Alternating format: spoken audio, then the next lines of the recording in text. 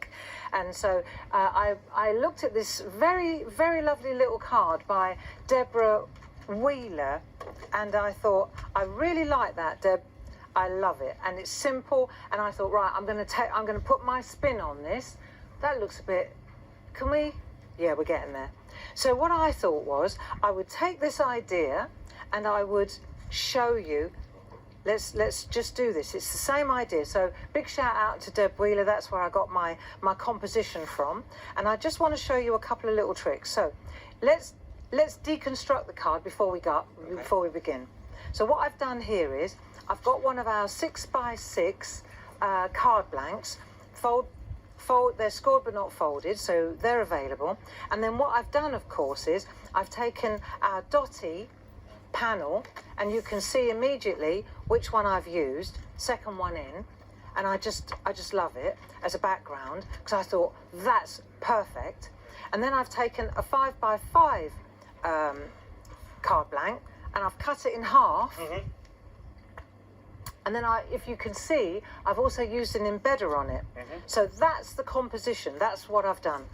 Let me give you an alternative. Let me show you an alternative. So now that's a 6x6 card. This is an 8x8. So now I've taken our 8x8 card blank, and I've taken our Waimea Falls. This is where I found this paper also, you can see here. This is what we call companion paper. So it works. Beautiful, beautiful colours.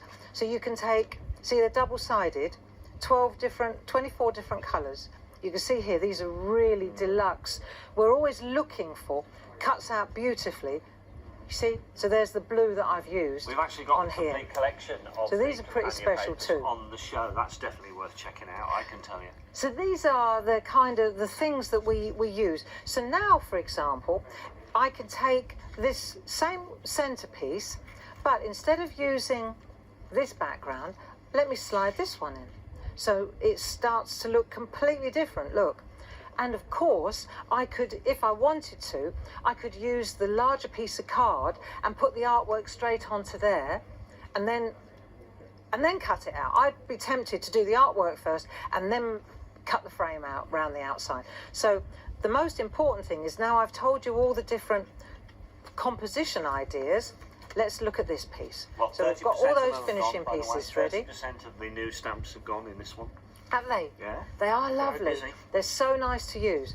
So let's take one of our 5x5s. There you go. And what we're going to do is cut it into two halves. This is why we don't sell them with the envelopes, because you always end up. Right, so now I've got that. Now I need to make sure, of course, that my vase, if I'm going to use the embedder, have a look here. So our embedders, which are marvellous, okay, we use them again and again and again. These give you that faux relief effect, that as if it was an expensive. Oh yeah, like a frame mount. Like a printing press. Yeah, yeah. Right, so let's just take clever. this. Yeah, it works really well. They're on the screen as well. So we've got choices now. We can either do this first, or we can just make a mark so that we know where it's going to be. Right? Okay. So now I know, for example, that the mark is going to be here, or so then I can stamp into place. I can do that, or I can take the embedder and I can just do the job, and then I know it's there. Right. Yeah. Right. It's just a question of where do you go first. So now I'm going to take a bit. Let's do it, and then you know. And then it's in the right place. So I'm going to take a bit of low-tack masking tape, which is also on the show. And then I'm going to, this is on the front of the card now, and I'm going to make the frame so I know where I'm stamping. I find that really easier. Then I'm going to just use my thumb, for example now, it just teases. Oh, so it's not going through your machine? No. We just let's use our thumb to get our area in. Then I'm going to use the number 2 tool from the starter kit, from the parchment. Yeah. And then I'm just going to roll the number 2 tool. This is on the back I'm working now, and I just dig in. The tool with the number 2 on it is the one with the little ball on the end. And then I'm going to just do that.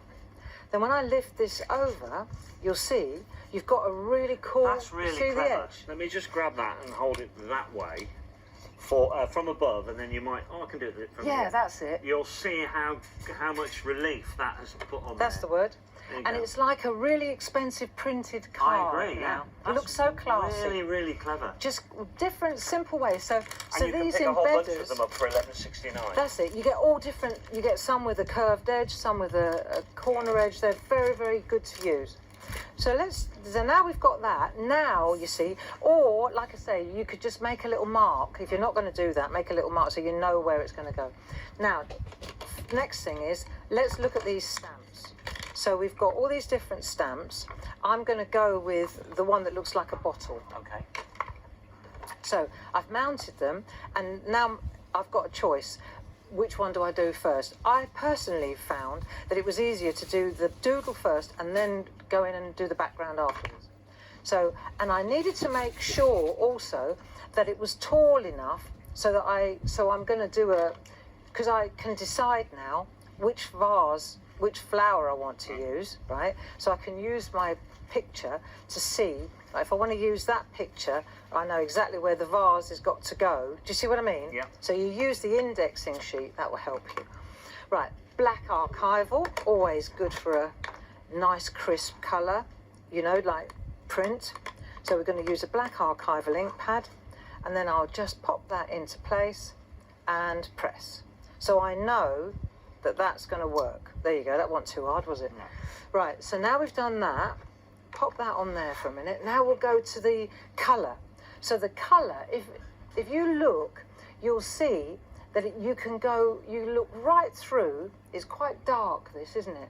But you can go right through. Oh, yeah. Let's see if I use a fresh one, because I've used it so many times. Let's use this one, so that then our good friends at home can actually see what I'm doing. Right, transparent stamp. Now check it out. See, I can see right through the stamp, and I can see exactly where I'm going to place it. Okay? I mean, no pun intended, but the clarity on those stamps is incredible, isn't it? It helps, doesn't it? So now what I'm going to do is just ink up this. All right, pun intended. I'm going to ink up this vase, and let's take a little piece of, let's just take a piece here. So we've got choices. Let's just have a little play for a minute, because I can take this vase and I can stamp it straight over the top. See, so I've got a blue bottle. I can blot it again.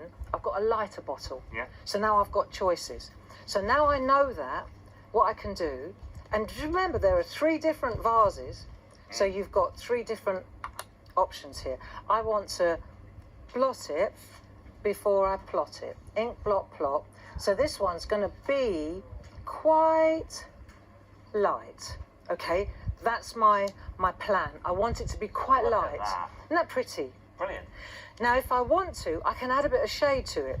So if I want to, let me just add a little bit of shade to that side, this side, with the, yeah? Now, the beauty of this, of course, is that you're not lining up all the doodles on there. You've only got to line up the bottle, which makes it really easy. Precisely. And so now I'm just hovering with the bottle until I'm happy with the position, and I'm going to put a shadow on there. See? So now I'm throwing a shadow on the bottle. So you've got so many different options. Do you see? So now let's stick with this one, and let's take out, now we want to put, that'll do. You can put, look, I'll show you. This is me playing at home. So I've done a solid one. Look, this is how I learn my things. I can lean to the right, I can lean to the left, I can do the, but what I learnt was pattern first, and then I know it works, yeah? So you can see, look, I play. Yes, I can see You can do backdrops, you can do 10 green bottles hanging on the wall, you know? As soon as I showed Dave this, he started singing 10 green bottles. 40% of the stamps has gone. Obviously, these are going the quickest because these are the ones we're showing you right now, but Yeah. 40% of them have gone. There is no more stock. There's no extended dispatch or anything like that. That's it. When they go, they go. So make sure you get yours. And don't forget there's a mask in there as well. These are super, super lovely to use. So I've put some low-tack masking tape now Oh, here we go. on there, because I want to make sure that I get the flowers in the bottle. So the masking tape is see-through, so I can see that. I can see just the tip is on there. Yeah. So when I lift this away, of course, The flowers are it's in the right definitely in the place. bottle, Yeah, we get it, don't we? So you can see how easy this is to do. Now, if we go back to this one, or we go to Deb's one, you'll see there's a little bit of background. You see the the colour in the background. So again, it's so simple but so effective how you can, let's take our brush, we're going to take a brush, we're going to take a distress ink, very easy. If you want to make sure that you don't go over the edge here, that's what this low tack masking tape is always brilliant for. You'll find, I was just looking to see, we do have low tack masking tape on the show, and the thing about it is, here you go. What's really good about this is that it actually does not, that's it, it doesn't take the card. When you're using it, often masking tape, it all looks the same. This is particularly good because it won't take the card with when you pull it off. It's good. No. It's good. It's not too tacky. Not too tacky. That's it. Yeah. Not too tacky. So now, but it's tacky enough to hold it in place when you need it. Right. So we're going to just load up a little bit of the blue. Right. I'm just using a distress ink. Let's have a look. I want to make sure though that I don't always test before you go. Yeah, you can hardly see it. Right. So a bit more. Let's go. And then we're just going to, and you'll see I've marked off here as well. So now I'm just taking that edge and I'm just adding a little bit of depth outside. So the brushes also are really cool. Yeah. You'll see. Yeah, there the are brushes. 4 in a pack. I remember the brushes. Goodness Yeah. me. The brushes are awesome, and these have been around for a while. They've haven't been they? around for a while now. They are amazing brushes. Look at those.